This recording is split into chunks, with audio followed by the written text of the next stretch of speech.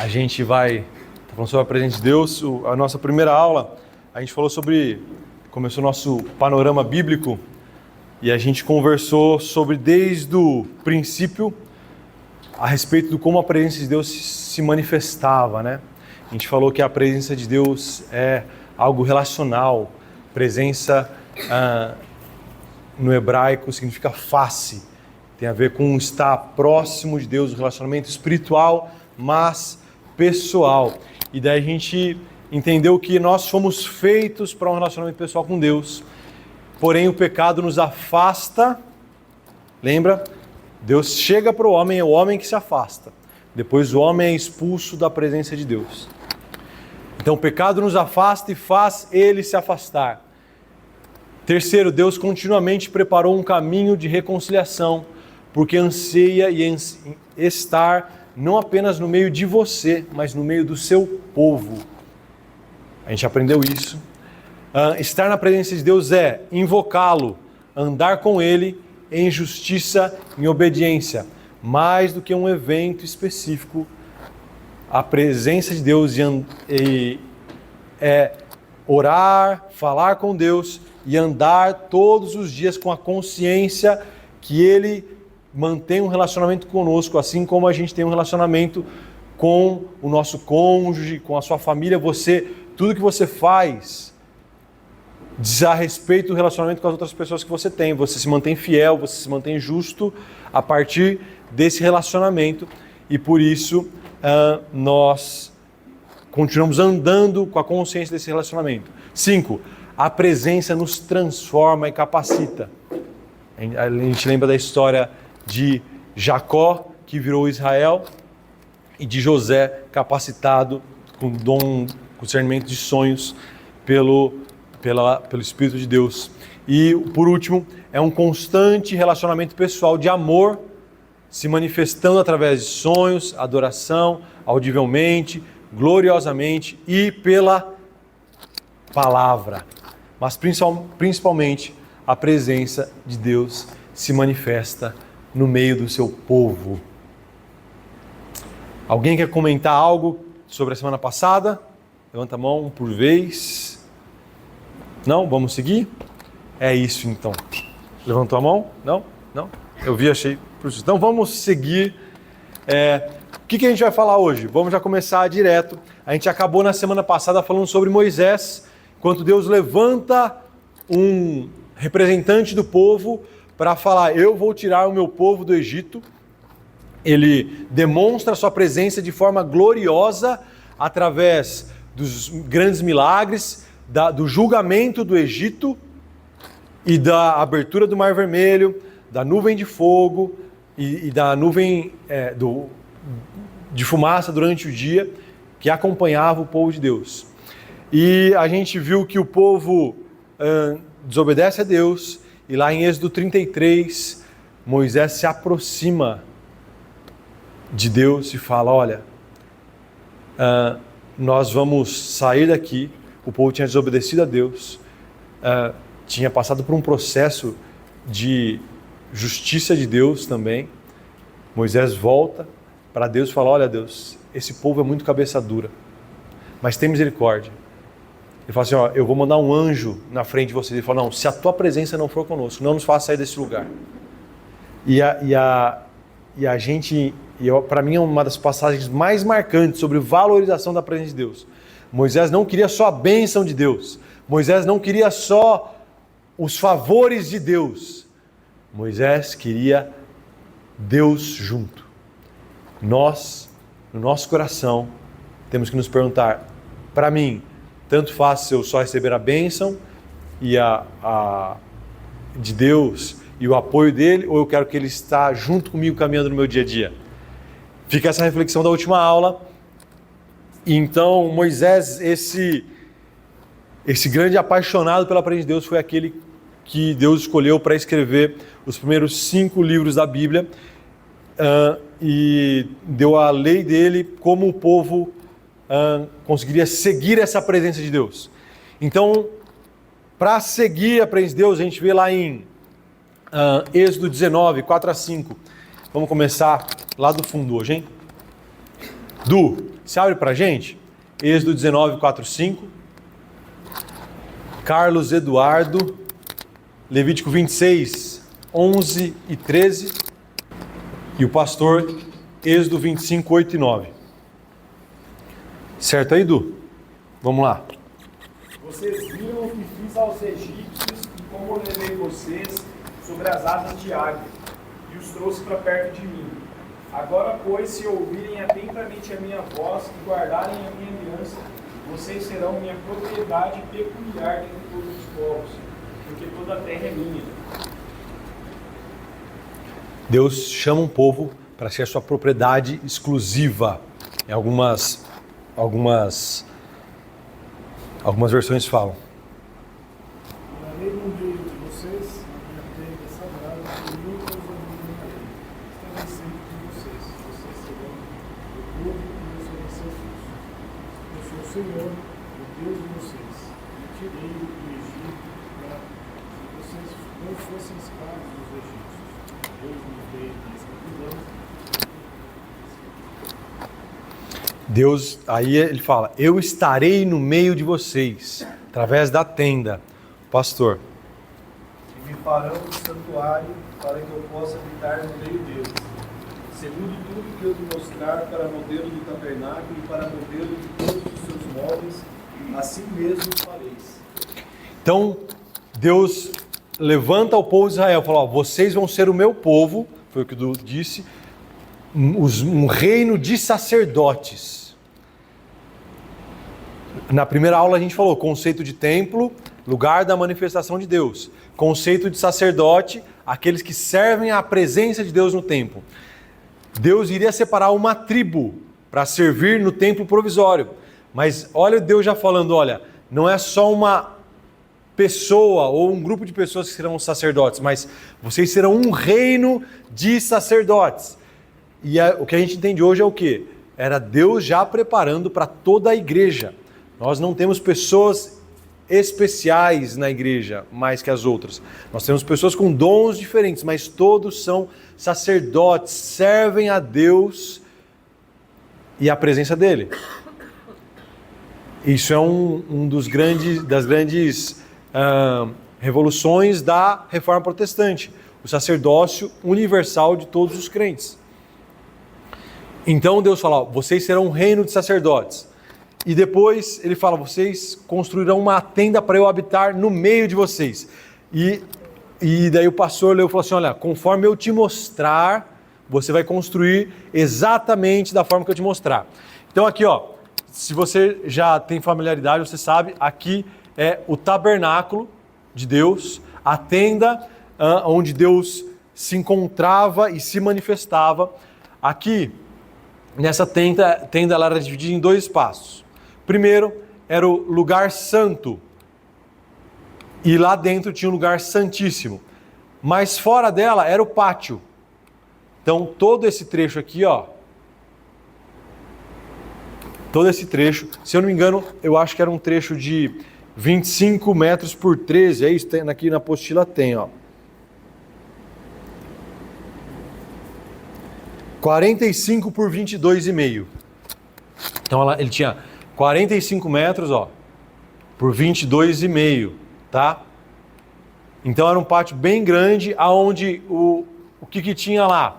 Tinha um altar, onde eram queimados os sacrifícios que o povo trazia, sacrifício para perdão pelos pecados e diversos outros sacrifícios, que a gente pode ter uma aula só a respeito disso, mas a gente vai ter um panorama hoje passando até chegar o fim do Velho Testamento, do Antigo Testamento.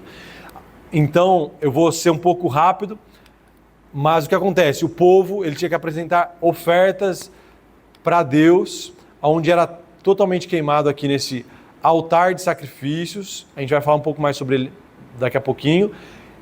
Os sacerdotes eram quem preparavam isso, mas o povo trazia esses sacrifícios para serem queimados.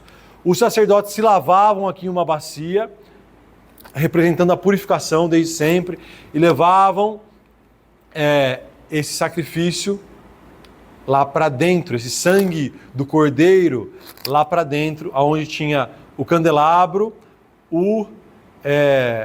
a mesa de pães, que a gente vai falar daqui a pouco, e o incensário, onde era oferecido um incenso com perfume muito específico, que subia até Deus, e uma vez por ano, só o sumo sacerdote entrava numa câmara mais interna, que era chamada o Santo dos Santos, representando um representante específico pelo povo para ter contato com Deus. Por quê?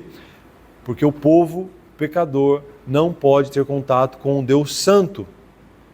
Isso era o tabernáculo era pedagógico para o povo entender aonde estava a falha dele. Deus, ele se manifesta para pecadores, não se manifesta? Ele se manifestou para Adão, se manifesta para a gente hoje. A questão é, se a gente não tiver consciência que o nosso erro nos afasta de Deus, a gente vai levar a vida de qualquer jeito, que é o que Israel fazia por diversas formas. Então, o tabernáculo era pedagógico. Então, aqui é uma representação e aqui é um modelo real construído em algum lugar, eu não lembro exatamente, mas aqui você vê o altar, tá vendo? A bacia de purificação e a tenda, como ela provavelmente era. Então, ela tinha o pátio, que todos entravam, o lugar santo e o santo dos santos. Pode passar, Jean, por favor. Aí, agora você consegue ter uma dimensão melhor do como que funcionava. Então a gente tinha lá, ó, aqui era o altar de bronze, tá? Aqui tinha uma rampinha, tá vendo? O pessoal vinha, aqui se mantinha sempre acesa a chama. Eles vinham, colocavam de uma forma específica as partes da oferta e ela era totalmente queimada, tá? E daí aqui já representando o quê? Que o sacrifício de holocausto que Cristo se daria por inteiro. Posteriormente ele vinha aqui, se lavava mãos e pés, os sacerdotes, tá? O povo não tinha acesso a isso, o povo só levava a oferta. Somente os sacerdotes da tribo de Levi poderiam fazer esses rituais e entrar aqui no santo lugar. Tá vendo? Aqui é o santo lugar. Após ele passar pelo altar de bronze, após ele se lavar, representando uma purificação, aí você já entende o batismo, né? A purificação através da água, ele se lavava, eles estavam limpos, eles entravam aqui no santo lugar. Aqui tinha um castiçal, chamado também de menorá, onde tinham 7 braços, e ele era grande, alguns falam que provavelmente ele tinha 1,5 metro, e era a única fonte de iluminação do santo lugar. Então você imagine, era bem bonito, né? O azeite, o sacerdote ele tinha uma responsabilidade de entrar diariamente, oferecer o incensário 2 vezes por dia,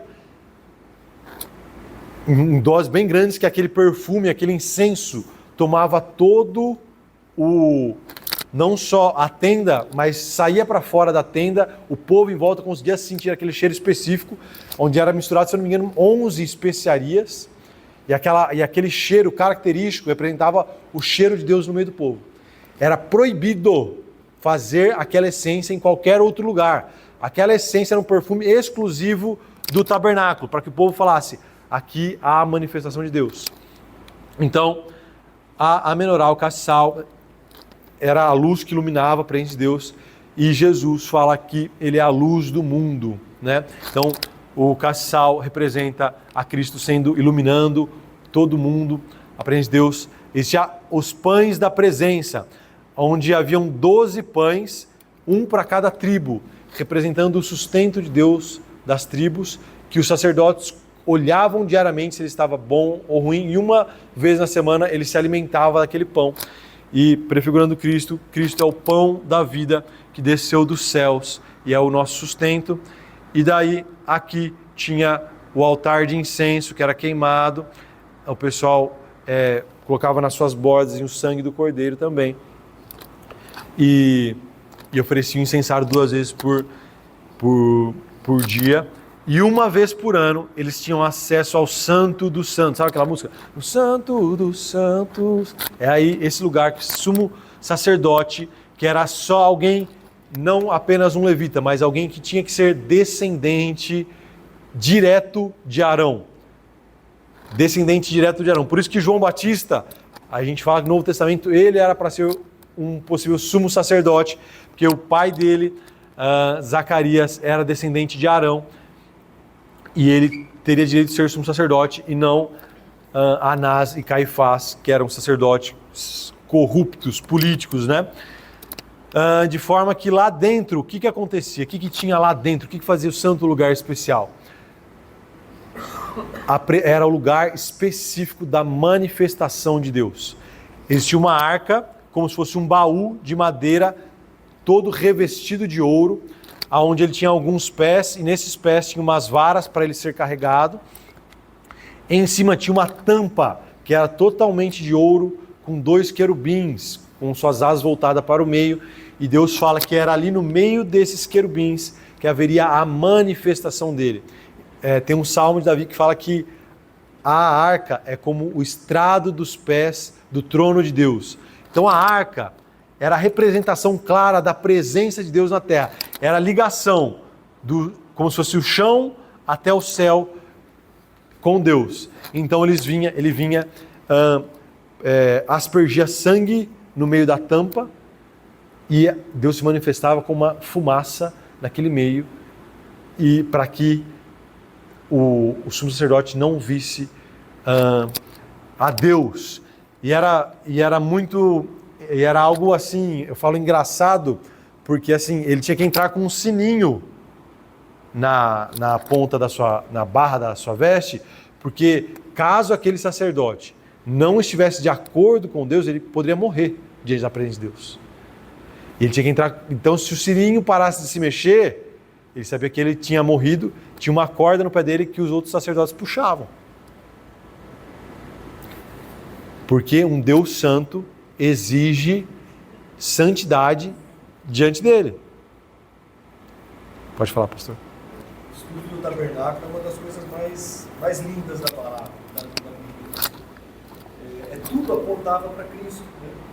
E quando você estava falando do pátio, do lugar santo dos santos, Jesus ele se identifica quando ele diz: eu sou o caminho. O caminho era essa passagem primeira, onde tinha o altar do sacrifício, onde ele se sacrificou, onde ele se entregou, a purificação. Depois, o lugar da verdade, eu sou o caminho e a verdade, era justamente onde tem o candelabro, os pães e o altar do incenso, ele se revelando como a própria verdade. E a vida representava quando ele adentrava o Santo dos Santos e ele abriu o caminho para que a gente tivesse praticamente vida diante de Deus. Um detalhe interessante do altar do incenso, onde era queimado incenso e perfumado, relembra a oferta que Maria fez quando ela derrama o perfume sobre a cabeça de Cristo. E ele vai para a cruz com aquele cheiro impregnado com o cheiro daquele perfume. Ele fala: eu sou o pão da vida. Os pães que ficavam ali ficavam impregnados com o cheiro do incenso que era queimado, né? E eu sou a luz do mundo. Eu arrepio quando eu vejo isso, porque tudo que foi profetizado no Antigo Testamento, dentro do tabernáculo, ele aponta diretamente para toda a trajetória do ministério de Cristo. Então, é algo tremendo. É muito lindo mesmo. Quando a gente começa a entender a dimensão, a gente entende que a Escritura, você vê, são 20 capítulos específicos a respeito do tabernáculo. É muita coisa. Porque tem um valor. Às vezes a gente passa e fala: nossa, mas é tanto detalhe.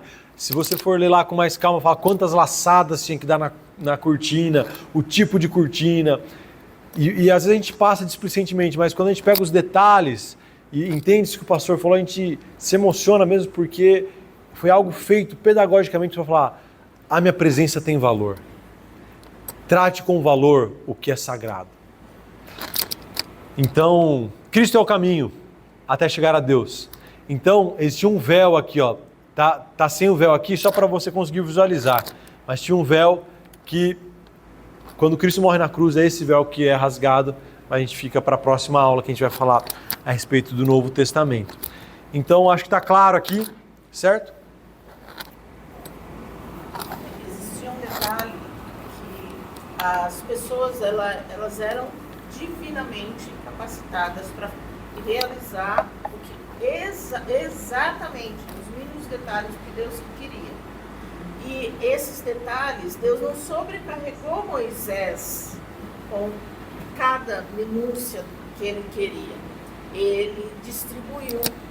E aí na Bíblia são citados os que tomaram a responsabilidade de cumprir os detalhes. E às vezes a gente tem que entender que aquilo que aconteceu foi único. E só aconteceu porque Deus mesmo tomou a frente. Ele usou pessoas, ele usou homens, Deus nos usa. Mas aquilo é porque Deus tomou a frente. E aí ele nos capacita, como ele capacitou lá. Então a gente não deve considerar o que nós podemos fazer atualmente como pequeno. Nós recebemos aquela capacitação específica de Deus. Nós devemos apenas fazer com zelo. Exatamente. E Deus nos chama, nos capacita também para isso. Ele ensina como nós podemos fazer, né? Então, por isso que o tabernáculo era algo extremamente pedagógico. André, você pode abrir para a gente lá em Êxodo 40, 34 a 38? Pode passar, Jean, por favor. Pode ler. Então a nuvem cobriu a tenda e ela ficou cheia da glória de Deus, o Senhor. Por isso Moisés não pôde entrar nela. Os israelitas levavam o seu acampamento de um lugar para outro, somente quando a nuvem se levantava de cima da tenda. Mas se a nuvem não se levantava, os israelitas não saíam dali até o dia em que ela se levantava. Em todas as suas viagens, eles podiam ver durante o dia a nuvem da presença do Senhor em cima da tenda, e durante a noite viam o fogo queimando em cima dela. Então, a hora que Moisés acaba, nesse trecho que o André leu, fala que Moisés acabou, ele fez todo o processo da obra do tabernáculo. Então, a presença de Deus vem sobre a tenda de forma tão densa, tão gloriosa, que Moisés não consegue entrar na tenda. A presença de Deus se manifesta de forma física. E daí fala que essa presença continuava com eles. Quando essa fumaça se levantava, eles se moviam. Então o tabernáculo ele foi feito para ser móvel, porque o povo, Deus chama um povo que seria peregrino até chegar na Terra Prometida. Mas por onde eles fossem, eles levariam a presença de Deus. O lugar da presença de Deus. Não era, aqui vocês vão fazer e de vez em quando vocês vão voltar para cá para a minha presença. Não. Você vê que inclusive a disposição do povo no meio era, Deus colocou as tribos, 3 em cada face do tabernáculo. E os levitas formando um círculo entre a presença e Moisés e Arão aqui na frente. Ou seja, Deus estava no meio, literalmente, do seu povo. No meio, no centro do povo. E Deus queria continuar a estar no centro do povo, no meio do povo. De forma que o tabernáculo era montado, como o André leu, desmontado para onde o pessoal fosse. Então esse é um dos conceitos principais da presença de Deus. Deus quer estar no meio do seu povo. Pode falar, Du. João, só fazer um comentário de algumas coisas que me deixam bem intrigado, né? Quando a gente cresce na igreja, a gente tem uma banalização do termo presença de Deus. Eu falo isso de mim. Não uma banalização. A gente cresce ouvindo assim, igreja é casa de Deus, igreja é casa de Deus. E quando você vê essa questão do tabernáculo, era a presença literal de Deus ali, cara. Era uma coisa assustadora. É o que Jacó fala, né? Eu vi a escada dos céus e a terra, esse lugar é assombroso. E aquilo que o homem, Adão, tinha perdido no jardim ali, era Deus fazendo o caminho de volta através do tabernáculo para representar, ele traria essa presença para o povo de novo.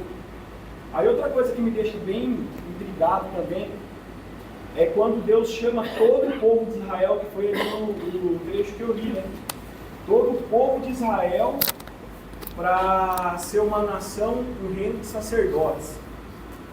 Era Deus falando que ele queria que todo o povo dele fosse o representante dele aqui. E por medo porque o povo viu a presença assombrosa de Deus no monte do Sinai lá.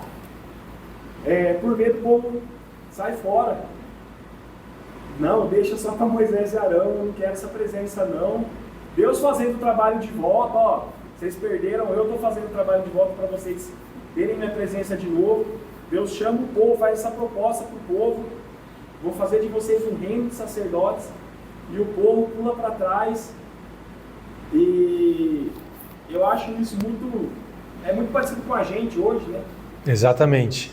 E essa questão da presença de Deus ser a presença física do Deus vivo, do Deus eterno, a ponto que se alguém entrasse lá 1 milímetro fora do que Deus tinha pedido, era fulminado.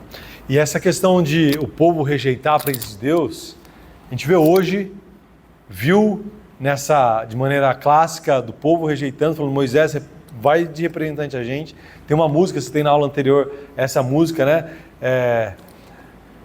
Do Morada, que fala, acho que é ao se fendesse, né? Fala, deixe Moisés subir em meu lugar. E continua acontecendo lá no tabernáculo. Porque após a presença de Deus se manifestar, eles continuarem carregando a presença de Deus. Luciana, pode abrir pra gente? Juízes 2. Juízes capítulo 2, versículo 10 a 12. Daí se a Simone, dá para ler para a gente? 1 Samuel 3, 10 e 21. É só o versículo 10 e 21. Pode ler, Luciana? E foi também congregada toda aquela geração de seus pais.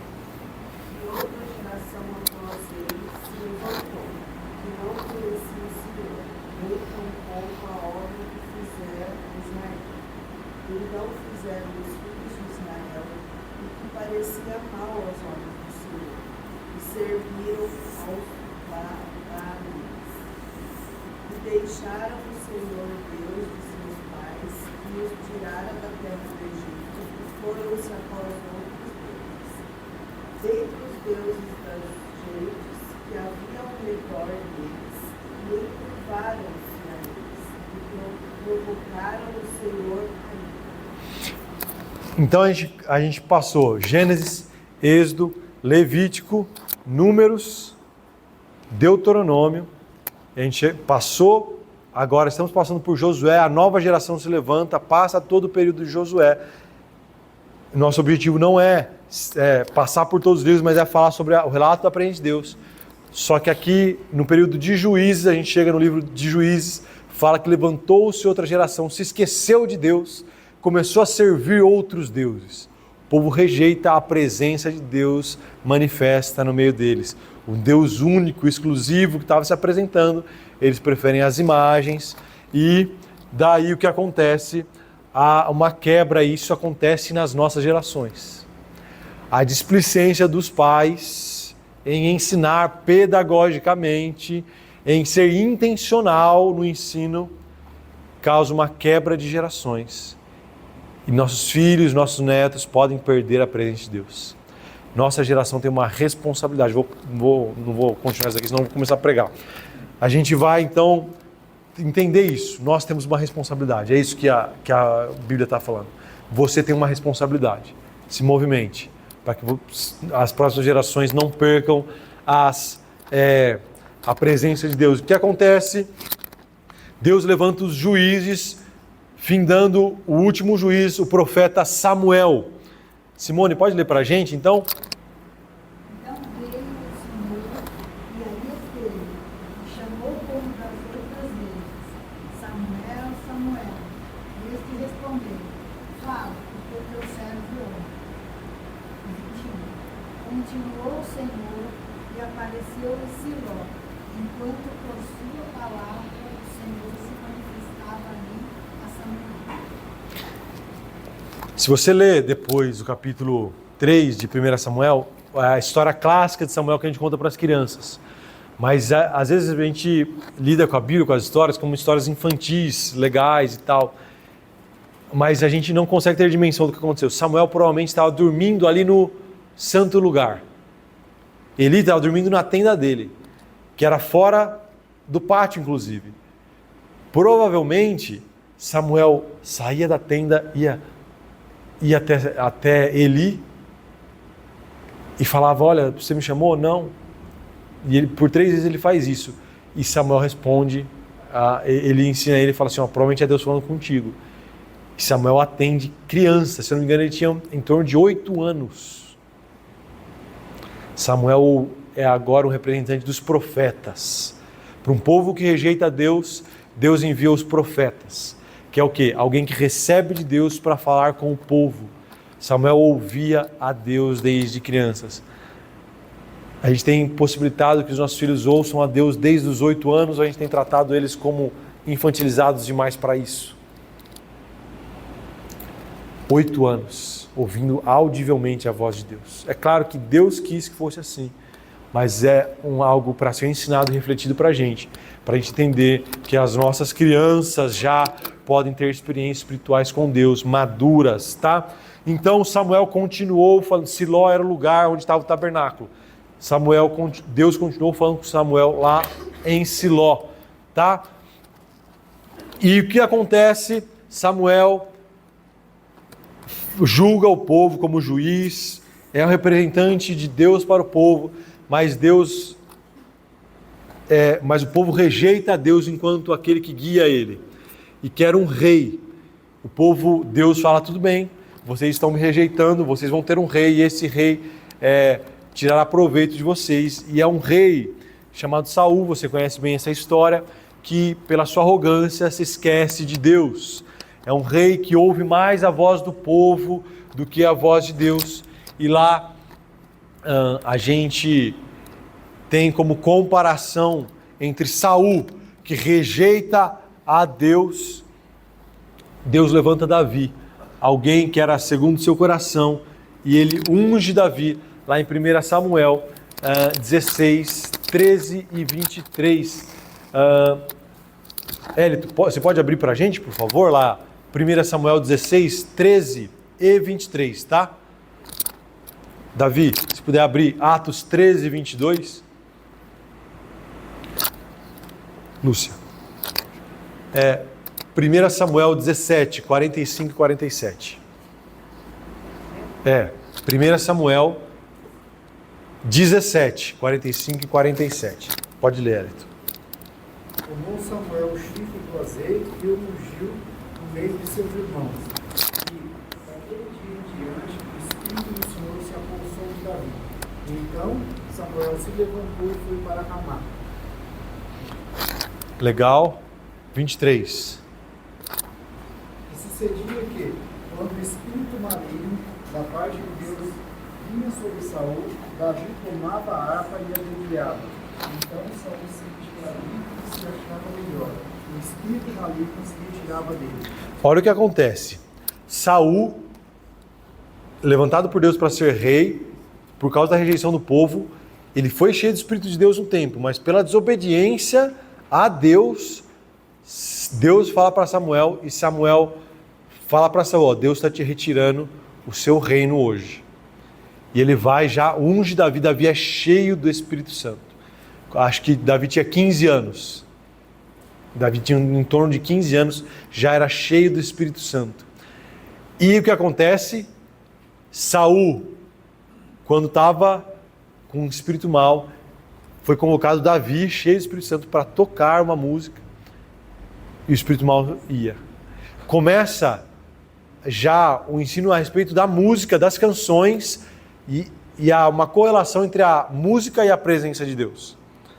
Davi é um modelo para a gente de adoração e de alguém apaixonado pela presença de Deus, e é ele que começa a instituir as canções, que começa a instituir louvores na presença de Deus. Não é o primeiro, porque lá em Jó fala que na criação os anjos cantavam a glória de Deus durante a criação. Moisés e Miriam cantavam louvores alegres pelo que Deus tinha feito, mas é em Davi que isso é organizado de forma sistemática, porque ele era apaixonado pela presença de Deus de forma a expressar culturalmente, emocionalmente, através de canções, né? Era um grande poeta, cheio do Espírito Santo, tá? Mas ele é um modelo também não só de adorador, ele é um representante, um um tipo de Cristo claro, assim. Davi, ele era rei, sacerdote e profeta, como o Davi vai ler para a gente. Pode ler, Davi.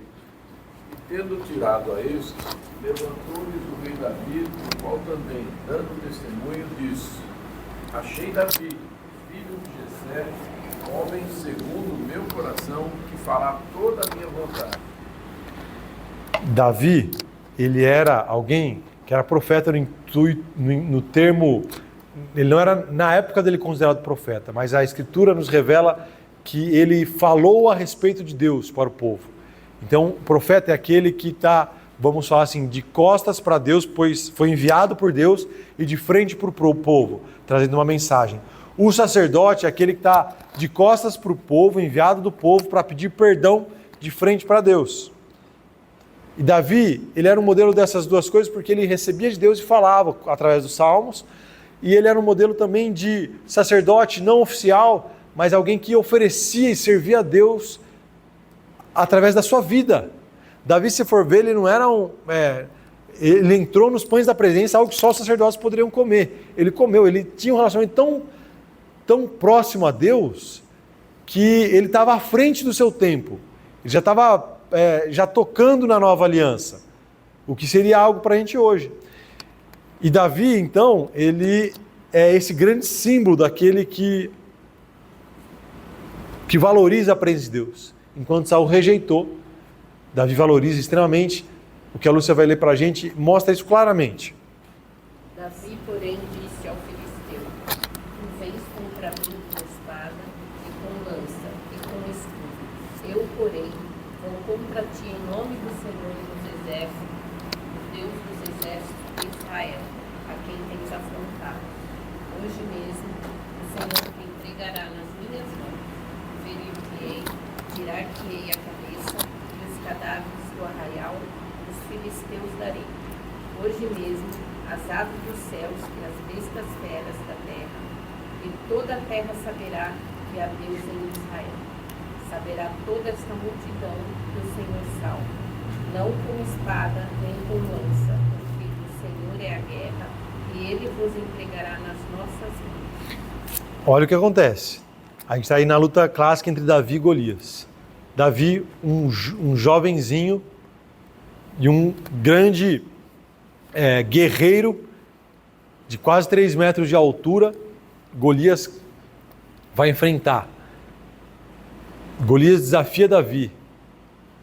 Davi fala assim, eu estou indo na autoridade de Deus. A presença de Deus.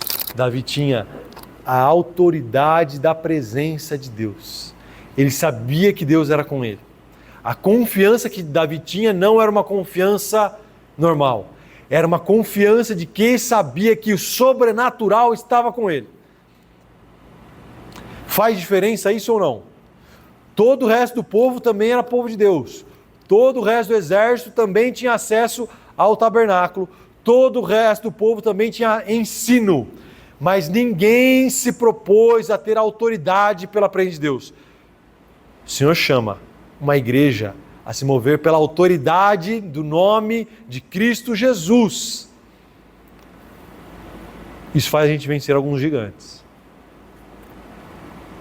Isso é muito forte. Eu quis enfatizar isso daqui, que a presença, ela traz autoridade. E Davi também era alguém apaixonado pela presença de Deus. A gente não vai ler todos, porque senão a gente vai passar do nosso horário. Mas vamos ler ali o Salmo 27. Adriana, se puder abrir para a gente, Salmo 27, 4. Sidneia, se puder ler 1 Samuel 6, 1 e 2, tá? Um anseio manifestei ao Senhor, sua realização buscarei, que eu possa viver na casa do Senhor todos os dias da minha vida, para contemplar a glória do Senhor e buscar sua orientação nos seus tempos. Davi fala, uma coisa eu manifesto, uma vontade eu tenho, que eu possa habitar na casa do meu Deus todos os dias da minha vida. Davi era apaixonado por essa presença de Deus. Sidneia, pode ler pra gente? 7 meses esteve a arca do Senhor na terra dos filisteus. Estes chamaram os sacerdotes e os adivinhos e lhes disseram: Que faremos da arca do Senhor? Fazei-nos saber como a devolveremos para o seu lugar. Eu falei errado, desculpa, é 2 Samuel 6, tá ali errado também. 2 Samuel 6, 1 e 2. Mas já dá o contexto, foi certinho dar o contexto pra gente. Tornou Davi a juntar todos os escolhidos de Israel em número de 30.000. Dispôs-se e, com todo o povo que tinha consigo, partiu para Baalã de Judá, para levantarem de lá para cima a arca de Deus, para levarem de lá para cima a arca de Deus, sobre a qual se invoca o nome do Senhor dos Exércitos, que se assenta acima dos querubins. Olha o que acontece. No capítulo 5, Davi se torna rei de Israel. No capítulo 6, ele já vai buscar a arca. O que acontece é que a arca tinha sido roubada pelos filisteus. Foi bem propício a Cisneia ter lido 1 Samuel, que eu coloquei ali errado, mas os filisteus roubam o símbolo máximo da presença de Deus. Deus permite, porque o povo estava longe dele. Davi, ele vai buscar a arca, porque ele era apaixonado pela presença. A presença de Deus tem que estar perto. E todo o resto ali, depois, se você ler 2 Samuel 6, 12 ao 17, mostra o quanto ele se alegrava, dançava na presença de Deus, na frente da arca. Davi era extravagante. Sua mulher condena a extravagância dele e ela fica infértil. Deus está mostrando sempre, lembra Caim e Abel? Ofertas mecânicas de Caim, ofertas de coração de Abel. Ofertas de coração. Você está dando um spoiler da pregação. Né? É que a gente falou na semana passada também, então. Legal. Então eu vou parar aqui. Mas o que acontece é o seguinte: Davi, alguém apaixonado por Deus, dançando, extravagante. Mical, representante das ofertas mecânicas. Nossa, que papelão que tem feito o rei de Israel, hein? Davi fala assim, olha, fala assim, Deus tem visto e o povo se alegrará, me honrará pela presença de Deus que eu sigo. Quanto ao seu pai, que era o exemplo, Deus tirou o reinado dele. Mical quis, olha, tem que ter algo específico aqui, meu pai era um rei de verdade. Davi dançava, Davi chorava, Davi se alegrava, porque o nosso coração está na presença de Deus é assim. Cada um do seu jeito. Tem gente que é mais expansivo, mas no final o que está querendo dizer é o quê? Valorize a presença de Deus de todo o seu coração.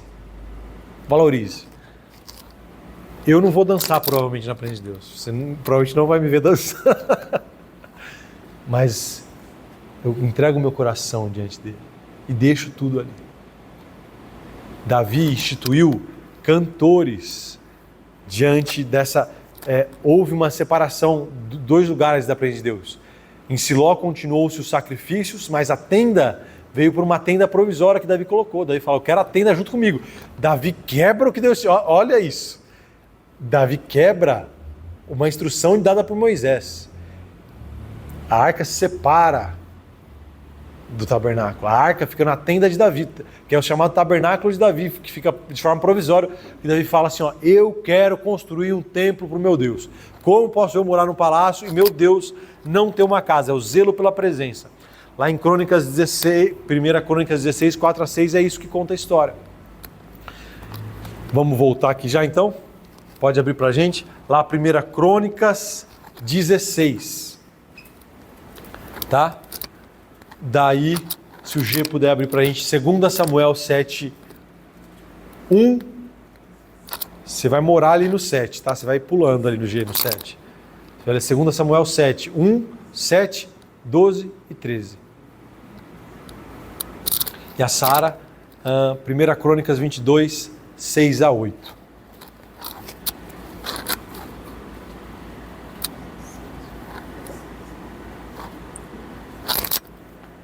É 1 Crônicas 16, 4 a 6, tá? É a linha de baixo lá. Outro anúncio dos levitas por ministros perante a arca do Senhor. Isso para recordarem, louvarem e celebrarem ao Senhor, Deus de Israel. Era Azar, o chefe e Zacarias o segundo cordeiro. Jeiel, Semiramute, Jeiel, Maquias, Eliabe, Benaia, Obed-edom e Jeiel, com alaúdes e com harpas. Asaf se fazia ouvir com símbolos. Também Benaia e Jaziel, os sacerdotes, continuamente tocavam trombetas perante a arca da aliança de Deus. Davi instituiu, se eu não me engano, 4.000 levitas para cantarem, tocarem continuamente diante da... Não parava a música, não parava, continuamente. Davi tinha um zelo tão grande pela presença e falou assim, não, eu quero algo que Deus seja honrado. Pode ler, G. Vamos lá. 7, não, 7. 1, não, 100, 1, pode ler isso, 1 a 7, 12 e 13. 2 Samuel 7. Isso. Vai lá. E sucedeu que habitando, tá certo aí? Me avisa antes. E sucedeu que habitando o rei Davi em sua própria casa, tendo o Senhor dado descanso a todos os seus inimigos em redor. Descanso aos inimigos é legal. Disse o rei ao profeta Natã: olha, eu moro em casa de cedros e a arca do meu Deus se acha numa tenda. Disse Natã ao rei: vai e faz tudo quanto está no teu coração, porque o Senhor é contigo.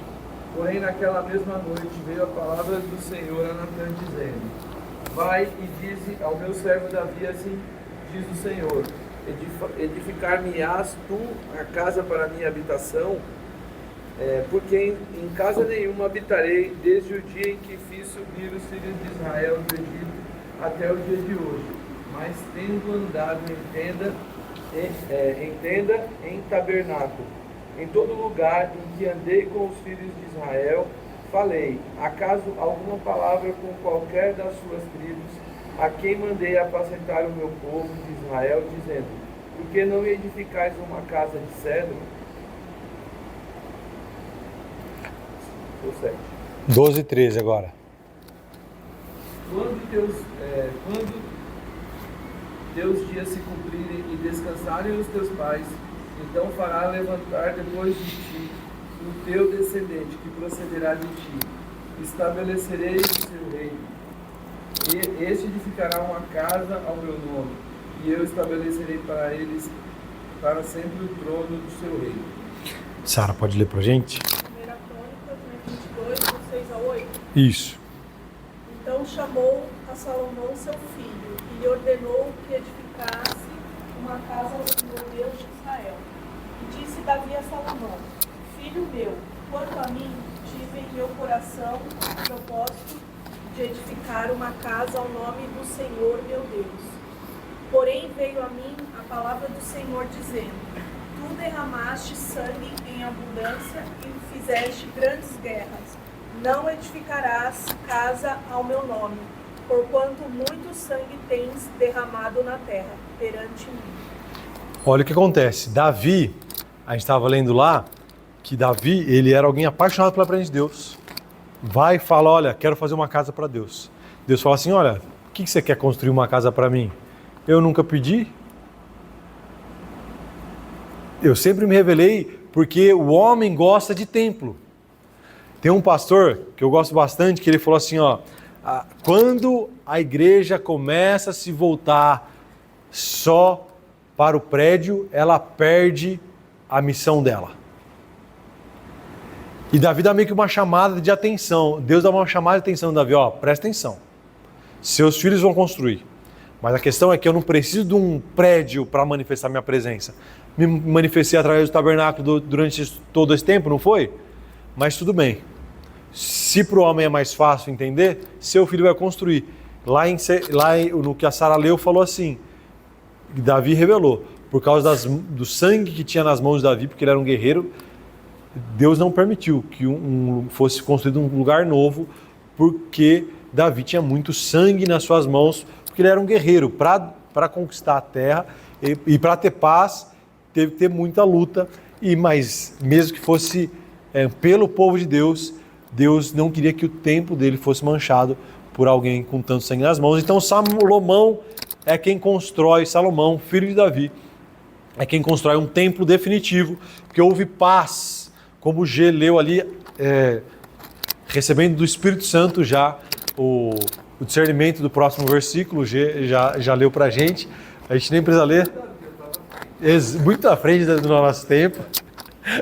Ele já leu que Salomão construiu um templo que ele era com o dobro das medidas do tabernáculo, tá? Então, se o tabernáculo antes ele tinha 22,5 por 45, o pátio ele tinha 90 por 45. É isso, né? Ele tinha o dobro do tamanho. A parte interna do tabernáculo, ela era o dobro também das medidas. E aqui, a bacia de água, que era uma bacia pequenininha, virou uma grande... Você vê o tamanho da pessoa? Olha o tamanho da caixa d'água que eles tinham para se purificar. Daí aqui, o altar muito maior, o templo ele era todo revestido de ouro, não tinha mais apenas um castiçal de luz, haviam 10 menorás, e a tenda ficava entre 2 querubins gigantes. O querubim já é muito diferente do que a gente imagina que seja um querubim, né? Mas aqui, ó, corpo de leão, asas e uma cabeça de pessoas. Essa é a visão real, isso é o que são querubins, tá? Na Bíblia. E aqui era algo muito sofisticado, muito sofisticado. Lá em 2 Crônicas 7, do 1 ao 3, foi isso? Foi isso, não foi? Que acabou de ler agora, né? 2 Crônicas 7, 1 a 3, fala que a presença de Deus encheu o lugar quando eles acabaram. Fala que veio fogo e queimou, Deus mandou o fogo do céu, queimou o sacrifício e encheu o templo da presença de Deus. Assim como o tabernáculo foi cheio da presença de Deus, o templo também foi cheio, a glória manifesta de Deus. Vlad, você consegue abrir pra gente lá em 2 Reis 21, 4 a 8? Se puder abrir pra gente, Jeremias 7 a 11. A gente vai ler só esses dois. Adivinhava pelas nuvens, era agoeiro e ordenou adivinhos e feiticeiros e prosseguiu fazer o que era mal aos olhos do Senhor para provocar a ira. Também pôs uma imagem de escultura no bosque, feito na casa de que o Senhor dissera a Davi e a Salomão, seu filho. Nesta casa aí em Jerusalém, que escolhi de todas as tribos de Israel, porei meu nome para sempre. E não mais farei mover o pé de Israel desta terra que tenho dado aos seus pais, portanto, somente tenho cuidado de fazer conforme tudo que ele tem ordenado, e conforme toda a lei que Moisés, meu servo, lhe ordenou. O que acontece no que o Vlad leu? Vamos, Evelyn, pode ler, por favor.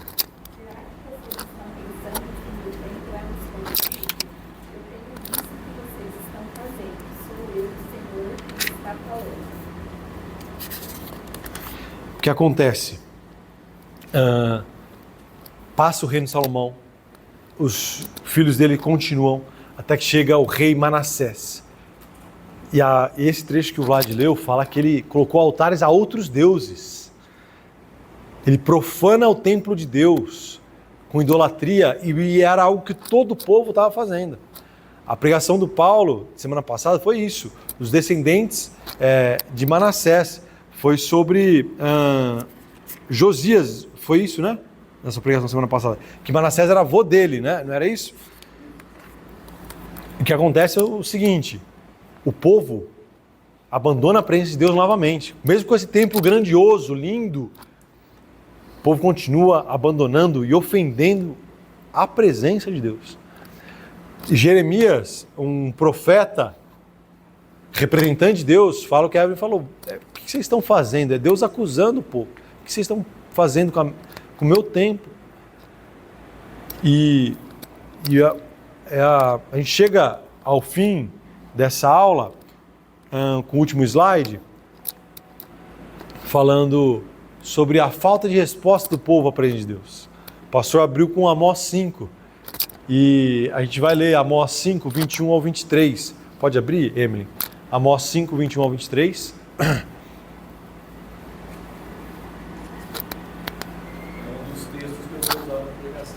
Então vamos ler só à noite. Eu vejo assim, trabalhar tão gracioso do Espírito Santo, porque no domingo passado, onde você falou de Abel e Caim, me despertou de fazer uma palavra em cima.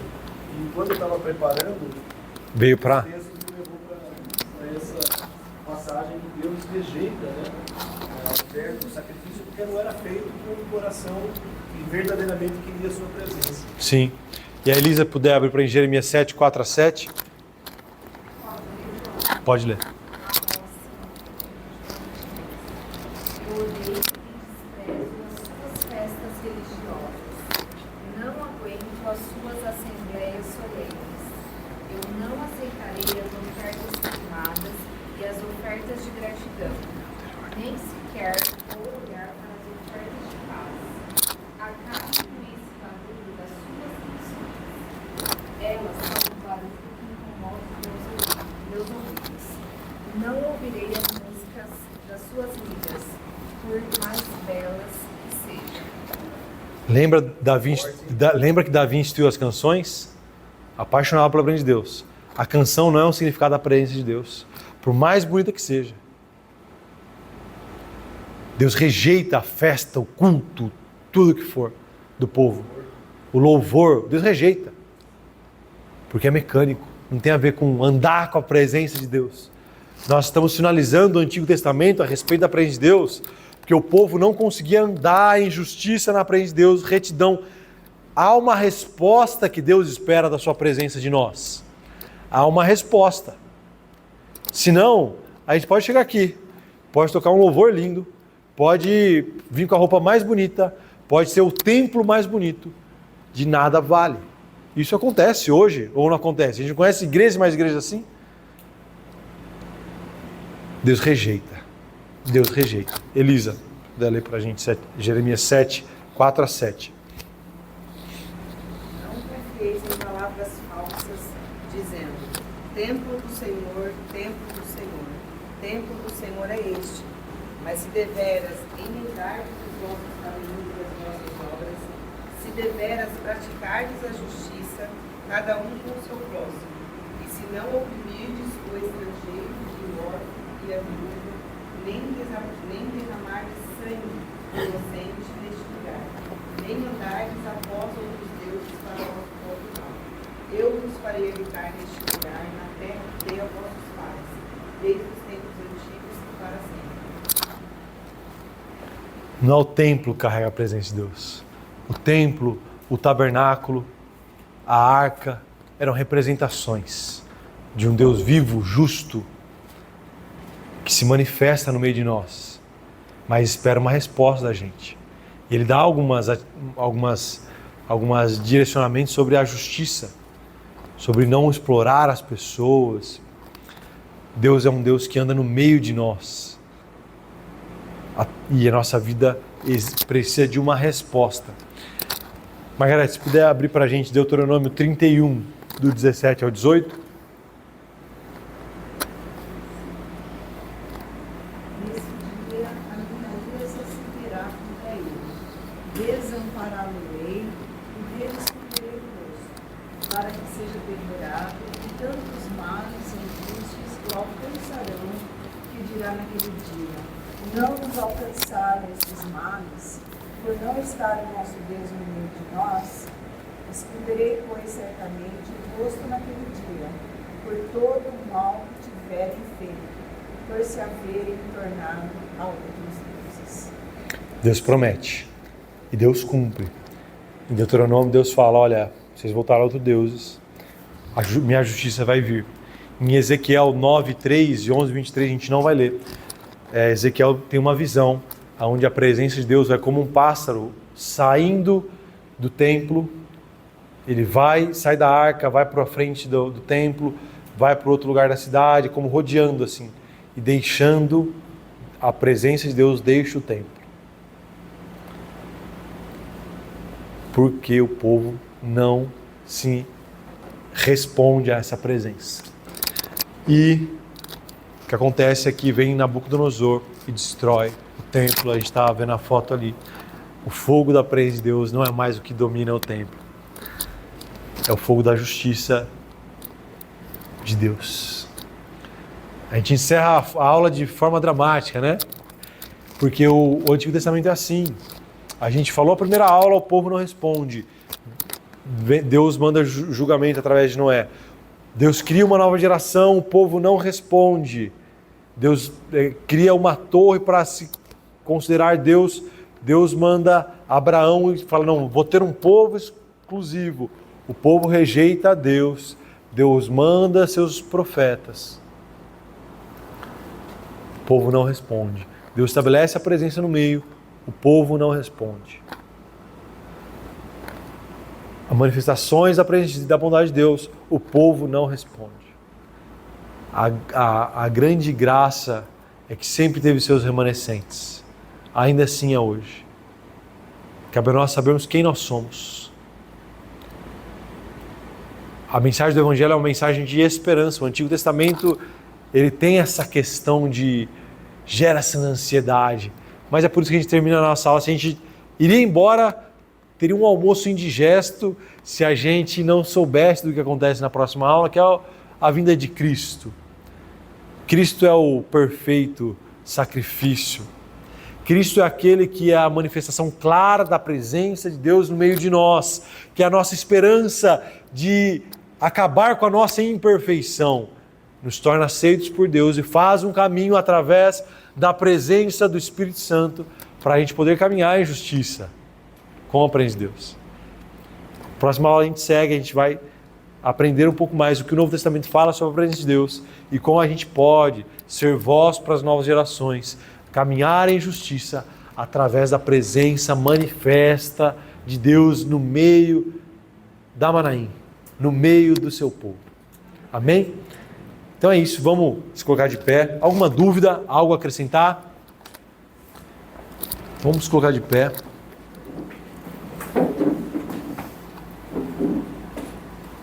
Queria que o pastor orasse para a gente, mas antes queria que a gente tirasse um minutinho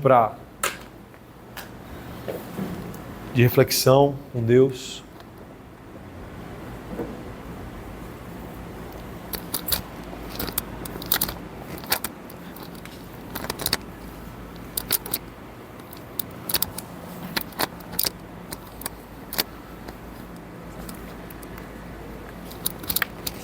Buscai a minha presença e vivei.